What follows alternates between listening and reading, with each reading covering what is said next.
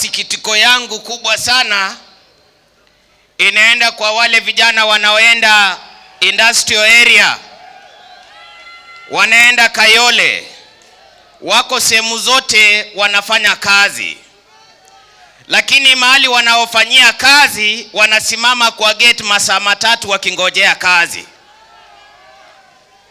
Na mtu akifanya kazi masaa matatu anayesafutwa na tajiri wake baada ya kuandikwa kazi kwa masaa mawili.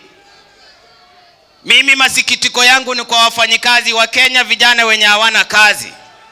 Bwana Atuoli, mimi nimeona watu wanaotengeneza barabara, lakini yule ambaye anasimamia katabila ni yule jamaa ametoka China ambaye macho yake ni kidogo, ati ndio supervisor, na tuko na vijana hapa wameshindwa, hawapati kazi.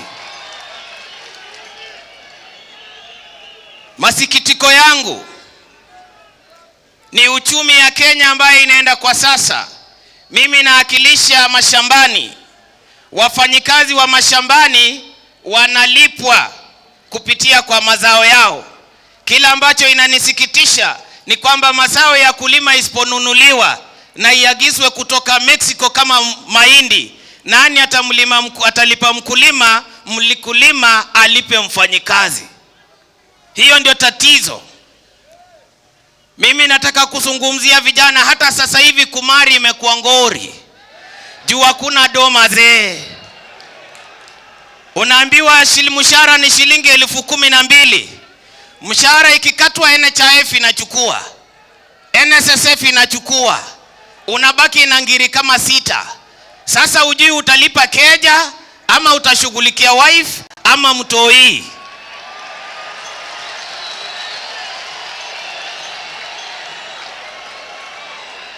Tuendelee tusiendelee? Masikitiko yangu Bwana Secretary General ni mtu akiiba kredi 2 ya mayai anawekwa ndani. Tajiri akiiba bilioni 7 anawachiliwa zungukuse kwa jukwaa.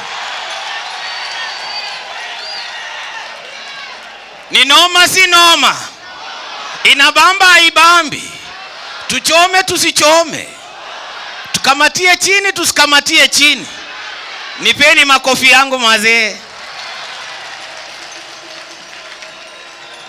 Sasa mimi nataka kuuliza, kama ufisadi hii, na mimi nataka kushukuru kitu moja kwanza. Mimi nataka nishukuru Mwenyezi Mungu kwa kuleta Uhuru na Raila pamoja through handshake. Kwa sababu hii vita ilikuwa imeleta chuki hata kwa wafanyikazi. Unapata kampuni moja makabila haikuwa inazungumza.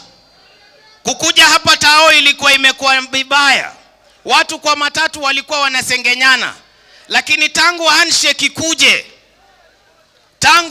ikuje, watu wamekaa pamoja. Unapata maboy hata kama wanachoma pamoja. Nimesema sijasema? Nimesema sijasema? Kwa hivyo mimi nataka nimalizie hapo nikisema tunaunga Uhuru Kenyatta kwa vita yake ya kupigana na fisadi. Nashukuru Raila kwa kumshikilia mkono. Na mazee kama wewe, kama unapora peke yako ama ni aje? Wangapi wanashukuru Uhuru kuungana na Raila? Waendelee wasiendelee?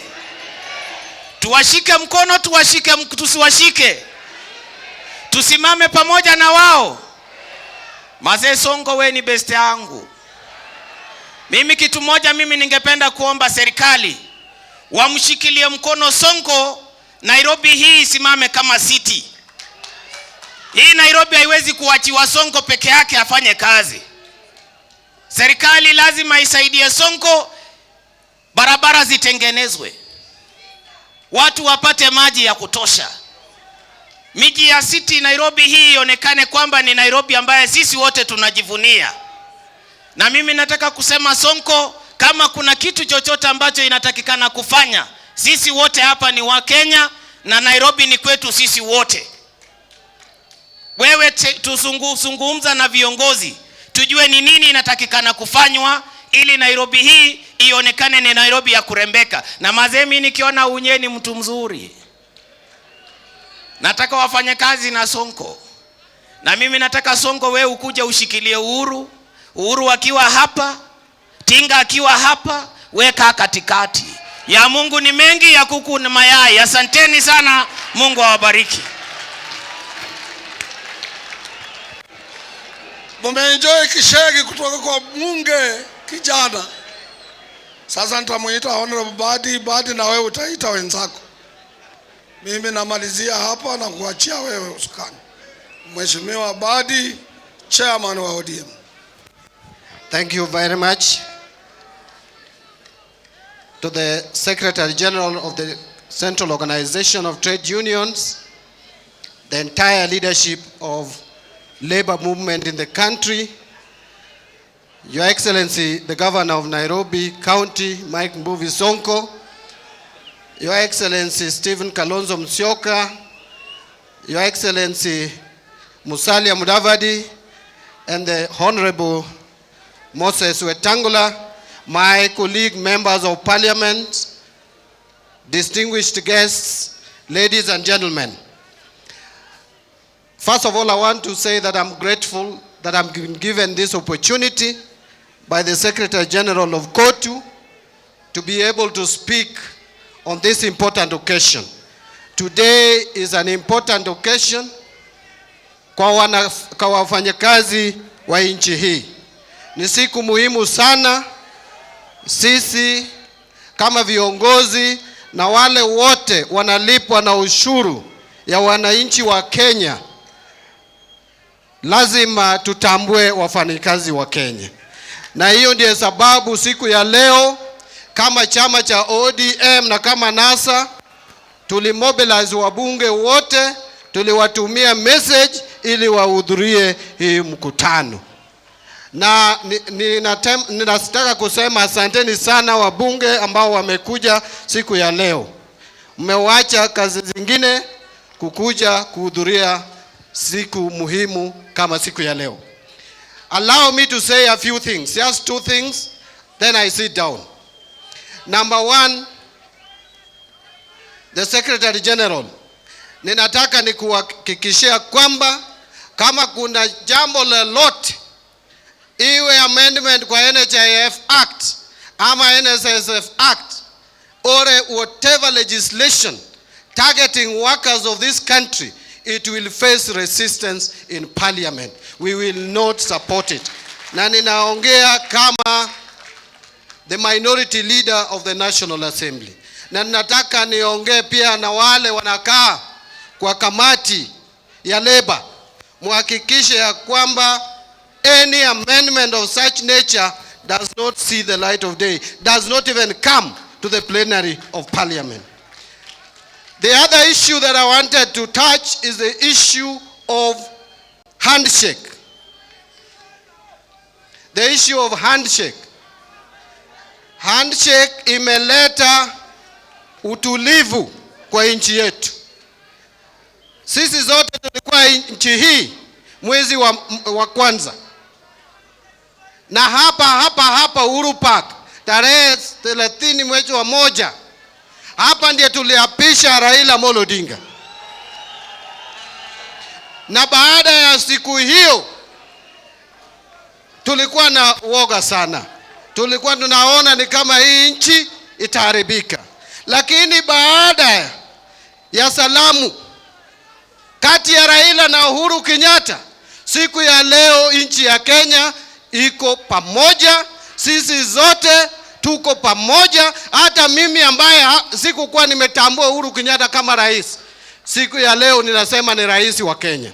Na hiyo ndiyo sababu tunataka na tunaungana na ndugu Atuoli, na usiogope, tuko nyuma yako, tuko na wewe. Kama mtu ataki tupigana na ufisadi, ako peke yake. Mtu akiiba anaiba peke yake. Na yeyote ameiba pesa ya wananchi wa Kenya lazima arudishe. Lazima atuambie ni kwa nini anaiba pesa ya Wakenya. La mwisho, kulingana na ufisadi, there is this issue coming about kutoa pesa kwa kanisa. Sisi hatujakataa mtu asitoe pesa kwa kanisa, lakini toa pesa yako. Wacha kuchukua pesa ya Wakenya alafu unapeleka kwa kanisa. Nimesoma kitabu cha Biblia kutoka ukurasa wa kwanza wa Genesis mpaka mwisho wa Revelation. Sijaona mahali popote Mungu amesema ametutuma tuende mahali tuibe pesa alafu tumletee ijenge kanisa. Anataka tukue watu ambaye tunatoa pesa yetu. We need to produce our own money, not the money that belong to the people of Kenya. The reason why there is unemployment in this country, the reason why there is poverty is because of corruption.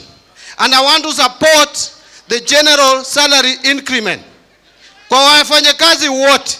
Na pia nikimalizia, ninataka niwaasi wale wanakaa kwa komiti ya leba ya bunge kama kiongozi wenyu, tuhakikishe ministry wakishatoa increment hiyo inafuatwa na bunge, lazima itekelezwe, si kusomwa tu na inawachwa hapo. Asanteni sana, sitaki kuendelea zaidi ya hapo kwa sababu viongozi ni wengi, bado tuko na viongozi wengine watatu. Na vile mmeniona hapa, mmeona ODM, mmeona party leader wa ODM Raila Amolo Odinga. Wacha sasa nichukue hii nafasi nimkaribishe ndugu yangu mwenzangu kwa Senate Moses Wetangula ambaye pia ndiye kiongozi wa chama cha Ford Kenya. Karibu sana mheshimiwa.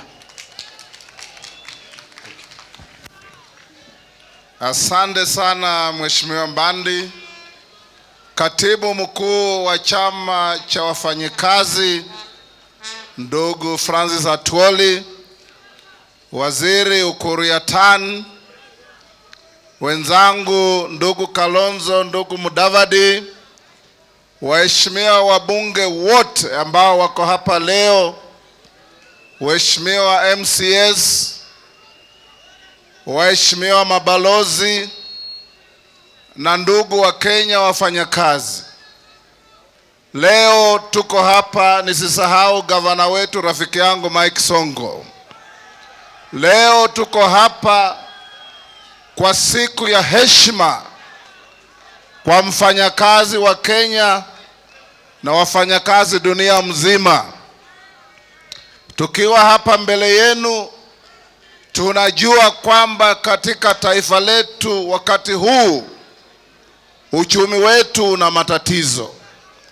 Kazi zimepunguka, ajira ni shida, na wafanyakazi hawapati mapato ambayo yanaweza kusaidia familia zao. Tukiwa hapa leo, mimi nina ujumbe moja tu. Kama nchi lazima tushirikiane, tushikamane, tuanze kusungumzia mambo ya kuguza uchumi wetu. Lazima tushikamane, tusungumuzie kupunguza mzigo wa deni ambalo linaikumba nchi yetu. Kwa sababu tukiendelea kurundika madeni kwa nchi, uchumi hautakuwa. Na kwa nyinyi viongozi wafanyakazi, nataka kuwahimiza ndugu Atwoli, uwe na uhusiano wa karibu sana vile imeonekana leo na wabunge, ili waweze kuzuia zile sheria mbovu ambazo zinaweza kuletwa bungeni kunyanyasa wafanyakazi. Tunataka kuhakikisha nchi yetu kwamba kama bunge hatujaona karatasi za serikali ambazo zinafafanua kinagaubaga masuala ya kukata pesa za wafanyakazi kupeleka kwa nyumba. Hiyo karatasi lazima iletwe bunge, ndio wabunge wajue huu mzigo tunaowekewa wafanyakazi namna gani na tunaweza kuondoa namna gani. Nataka kumalizia kwa kuhimiza ndugu zetu wa Kenya ambao mko hapa na ambao mnatusikiza kule nje. Umoja wa nchi yetu ni lazima uhimizwe, kwa sababu bila umoja tutaendelea kuwa na malumbano ya kisiasa, and we shall derail the development agenda of this country. Ndugu Atwoli, umezungumzia mambo ya mipaka ya Kenya. I want to assure Kenyans kwamba mambo ya mpaka yetu na Somalia hatuna shida. Mimi ndio niliweka sahihi makaratasi tukapeleka AU na UN ikidefine mipaka yetu. Mambo ya Migingo mimi ndio niliweka sahihi, tukachora mpaka yetu kutoka Northern Sudan kule upande ya Kibish mpaka wa Tanzania, ikaonyesha Migingo is part and parcel of Kenyan territory. Kwa hivyo hiyo mambo madogo madogo ya majirani zetu should not distract us from doing what we should be doing. Tunashukuru kwa kutualika, tunashukuru kwa kuungana na wafanyakazi. We must grow our economy if we want to move to the next level.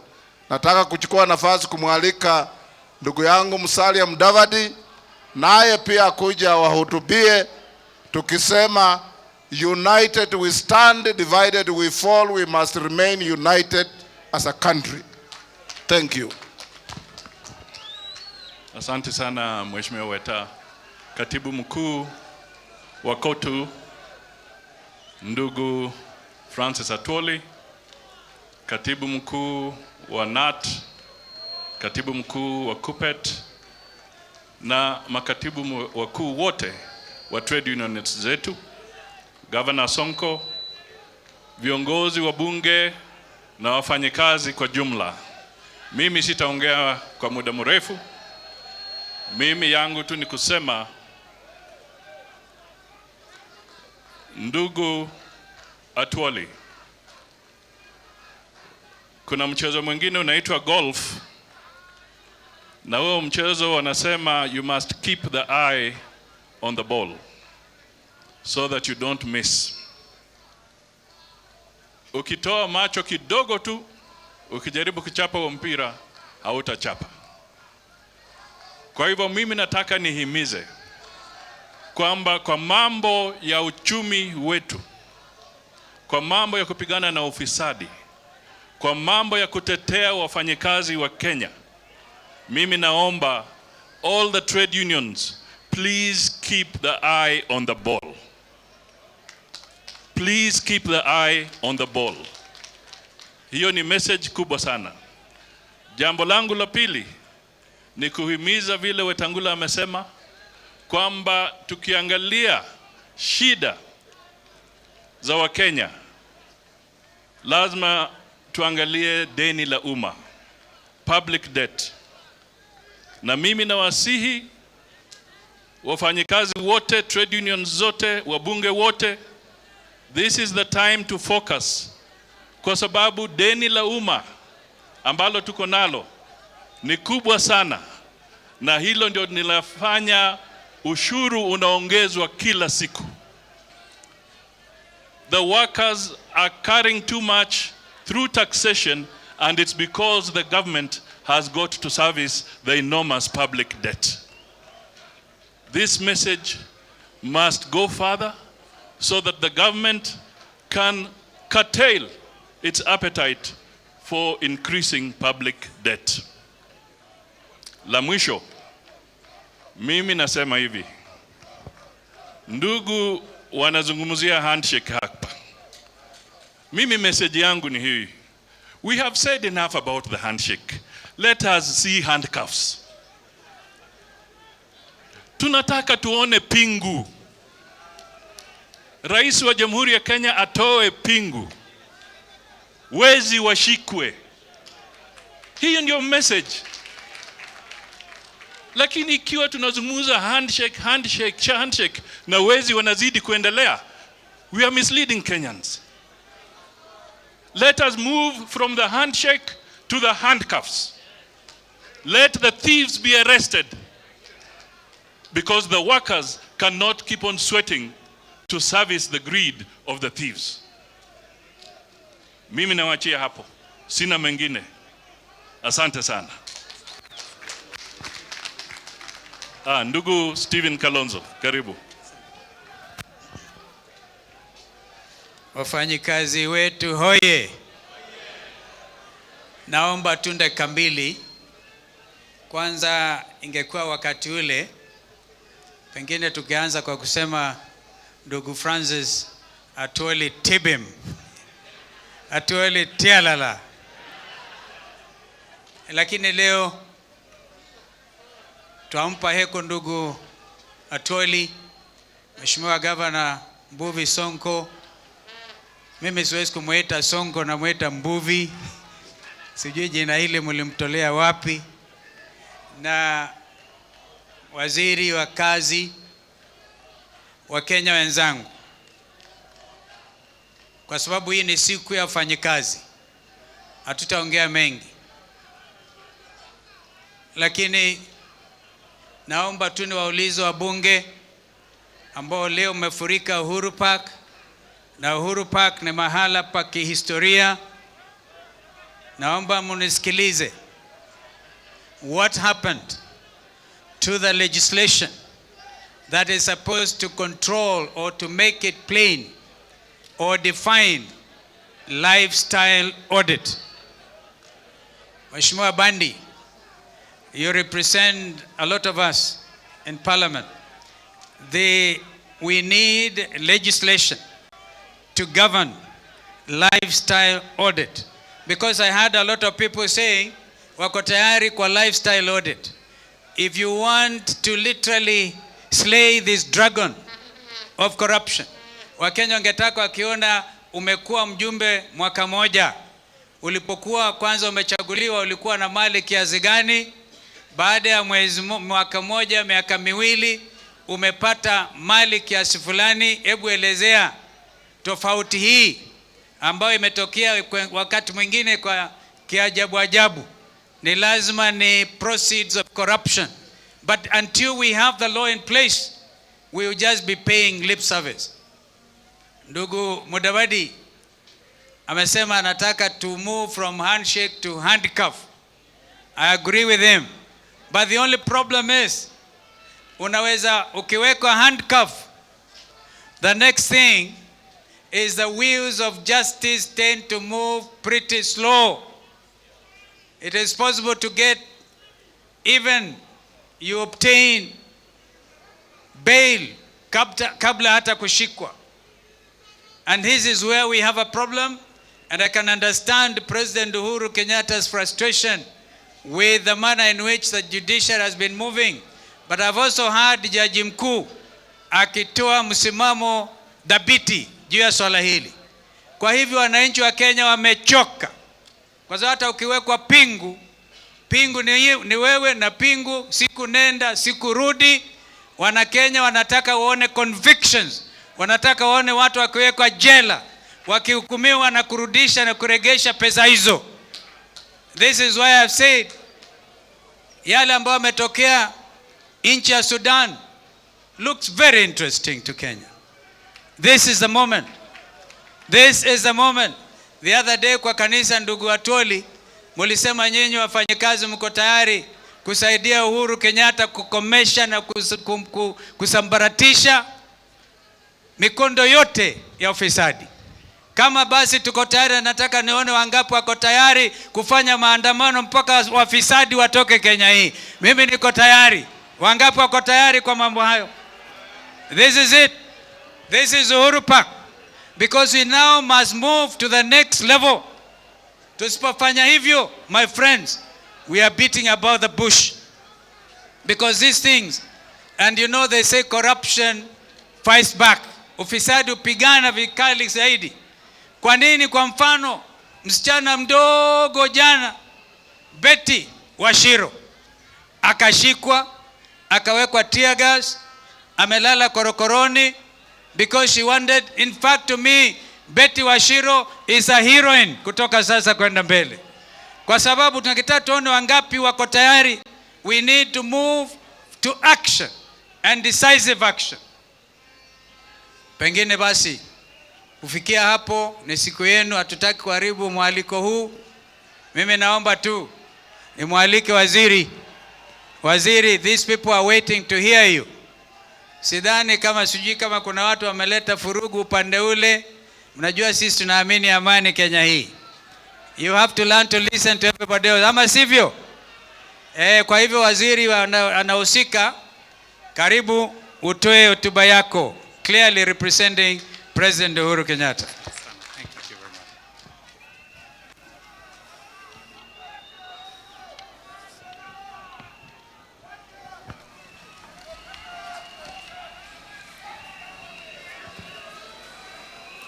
The Secretary General, Central Organization of Trade Union, Brother Francis Atoli, Honorable Stephen Kalonzo Musyoka, former Vice President, Honorable Honorable Musalia, Honorable Senator Wetangula, Honorable members of the National Assembly, my colleagues from Cabinet, the Governor of Nairobi County, His Excellency Mike Mbuvi Sonko, Excellencies, Ambassadors and High Commissioners, fellow workers, ladies and gentlemen. It is with profound humility that I join you on this auspicious occasion of International Workers' Day. As we celebrate the achievements of the Kenyan workers in the endeavor to build a prosperous nation, we also acknowledge and honor the contributions of the entire labor movement. This day provides the workers and the social partners in the sector an opportunity for reflections on the gains and challenges made over the years. Indeed, the spirit of Labor Day fits well with our national aspirations of celebrating workers' contribution to the economy. This year's Labor Day is also special as it comes at a time when International Labour Organization is celebrating 100 years of its existence. Ladies and gentlemen, the theme of this year's celebration, eradicating poverty to create jobs, as espoused by Kotu, resonates well with our President's sustained effort in fighting this vice. Indeed, corruption world over continues to impede social and economic development by reducing investment and job opportunities, besides promoting inefficiencies at the workplace and affecting motivation and productivity of workers.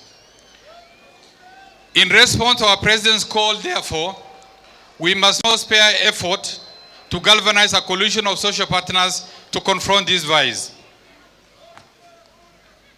Fellow workers, labor, identified as an enabler of social economic transformation under the Kenyan Vision 2030, plays a central role in the attainment of the Big Four agenda of raising manufacturing sector, food and nutritional security, universal health coverage, and affordable housing. Overall, the government will target to create 1 million new jobs in the manufacturing sector and thereby raise the sector's contribution to GDP from the current 8.5% to 15%. While universal health coverage will not only improve access to health services of the Kenyan workers, but immensely contribute to enhanced motivation and increase productivity of workers. Additionally, affordable housing aimed at ensuring access to decent and affordable dwellings, particularly to the low earners, will not only safeguard workers' dignity, but also create more employment opportunities for Kenyans. In realization of these four agendas requires an atmosphere of harmonious labor relations between the social partners. In this respect, I appeal to the workers and employers to support government efforts in its noble pursuit of shaping socio-economic landscape of our nation. Ladies and gentlemen, despite initiating numerous policy infrastructure and creating suitable environment for productivity improvement and competitiveness, the uptake in the public sector remains low. Public service performance and service delivery may not necessarily improve by mere increase in funds allocation, but requires a complete change of attitude and work culture among public servants.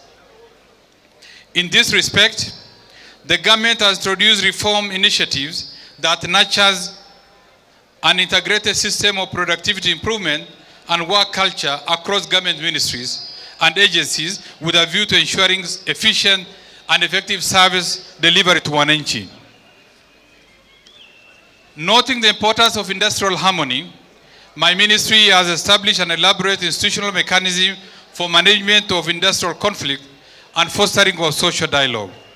However, the industrial relations landscape in the country has been quite turbulent in the recent past, particularly in the public sector, with the health and education sectors as the most affected. The strikes and work stoppages have continued to deny Kenyans essential services and inflicting immeasurable suffering and inconvenience, not mentioning the negative image it portrays of the country as a shaky investment destination. To mitigate the hazardous effects of strikes, my ministry has put in place the following measures. It has established alternative dispute resolution organ with a fully serviced secretariat to handle all labor-related disputes. This mechanism is not only expeditious, cost-effective, but also preserves good relation between workers and employers. Further, it has established a panel of conciliators consisting of 13 prominent labor practitioners to facilitate the process of dispute resolution. I wish to add, indeed, this method has already led to successful resolution of complex disputes like the between KNUT and TSC, at the same time between Council of Governors and Ministry of Health on one side, and the Kenya National Union of Nurses on the other. It has further developed the Labor Relations Amendment Bill 2018, expected to operationalize dispute resolution in both public and private sectors, and now awaiting public participations. Further, it has initiated a host of reform measures aimed at strengthening policy and legal frameworks, from review of the industrial policy, labor relation charter, development of labor relations policy, and wages remuneration policy with a view to aligning them to constitution and best global practices. It is my hope that the social partners will accord these ongoing reforms the necessary support. Fellow workers, labor migration contributes significantly to the development of our national economy. The over 4 million Kenyans in the diaspora provide immense human and capital resources in the form of remittances, knowledge, skills, and technology transfers.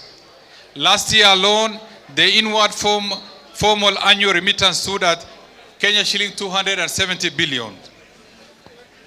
In spite of these contributions, some Kenyans seeking employment abroad and those already working in these countries face some challenges. To address this, the government has put in place measures from signing of bilateral labor agreements with key destination countries to vetting of all private employment recruitment agencies by interagency vetting committee in addition to posting of labor attaches. Further, a labor migration policy and labor migration management bill have been developed to streamline the migration of Kenyan migrant workers. Acknowledging the importance of industrial and entrepreneurial skills as a precursor to youth employability, the government initiated Kenya Youth Employment Opportunities Project, targeting over 770,000 youth, is well on course. So far, 2,509 youths have been trained by National Industrial Training Authority for different skills and displayed and placed on internship, while over 6,000 enrolled in December 2018 are expected to complete by June 2019. Additionally, through Kenya Labor Market Information Systems, the youth of this country have also been provided with information on trends in the local labor market to facilitate informed occupational and career choices. Further, the National Internship Policy, which is ready for rollout and expected to impact on the job skills acquisition, is expected to enhance employability of graduates from our educational and training institutions, thereby contributing to their chances of acquiring sustainable jobs. Ladies and gentlemen, noting the importance of occupational safety and health as a key facilitator of labor productivity, the government is implementing a new occupational safety and health curriculum in addition to constructing a modern regional institute for training of occupational safety and health experts. The government is also in the process of migrating registration of workplaces and process of compensation of injured workers to a new digital platform to improve employers' and workers' access to these services. In its effort to expedite timely payment of work injury benefits, in the last 2 years alone, Kenya shilling 970 million from a total of Kenya shilling 1.2 billion have been fully paid out to the respective affected workers. Ladies and gentlemen, to achieve a balanced socio-economic development, it is important to acknowledge and plan for the population that are not directly participating in the labor market, such as children, elderly, and vulnerable groups. To this end, the government is focused on enhancing social security and social protection for the vulnerable groups to help them meet their basic life requirements. Over the last 6 years alone, the number of beneficiaries under the various cash transfer program, ranging from older persons cash transfer to orphans and vulnerable children and persons living with severe disabilities, has increased from about 400,000 in 2013 to the current 1.3 million beneficiaries. In total, over the period, 125 billions have been disbursed with a standing annual budget of shilling 27 billion. These funds will go a long way in cushioning the vulnerable segments of the society and enable them to live a life of dignity. Ladies and gentlemen, as a nation, in view of the emerging global changes in the future of work, we need to devise new strategies of work and protection of labor. For instance, technological advances, artificial intelligence, automation, and robotics will create new jobs and result in the loss of some. Those who lose their jobs in the transition may be the least equipped to seize the new opportunities, and that today's skills may not match the jobs of tomorrow, and newly acquired skills may quickly become obsolete. Additionally, aware of the ever-expanding youth population and the attendant pressure on labor markets and social security systems, there is need for urgent alignment and adaptation of workforce to the demands of rapidly changing workplace. In this regards, the trade unions, employers, and government need to work together to make economies and labor markets more inclusive by giving working people a just share of economic progress and offer protection against risk in return for their continuing contribution to the economy. I also wish to state that here, we are still in the process of negotiating at the wages councils between the employers and the employees, so that a negotiation on whether there's going to be a wage increase, I think we are going to discuss later in the course of the week. Ladies and gentlemen, in conclusion, I wish to reiterate the government's commitment to the spirit of job creation, social dialogue, sound labor relations, and social protection for the vulnerable. These are the tenets upon which we can achieve sustainable development, and I call upon our social partners to live by them as we build a vibrant and productive workforce. I thank you all, and happy Labor Day to all of you.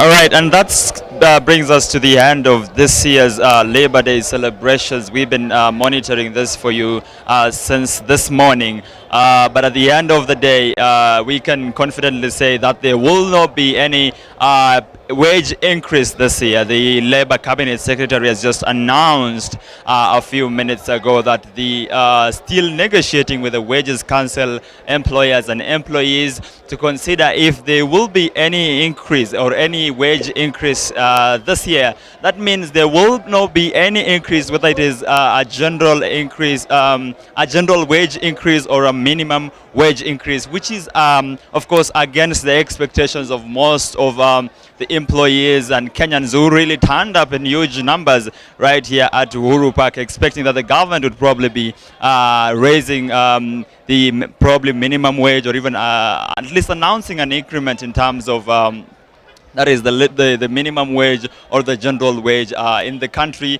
Remember earlier the Court Secretary General Francis Atwoli had spoken and announced that their demand for this year would that be that the government increases the general wage by at least a minimum of 15%. This is a departure from the usual demands that the Central Organization of Trade Unions normally makes, which is normally asking the government to increase the minimum wage in the country. Last year, the government agreed to increase the minimum wage in the country by 5% to 13,572 shillings, which was gazetted earlier this year. But today, the government has announced that there will not be any increase, at least for the moment, because they are still making discussions, negotiations and deliberations with the stakeholders in the sector.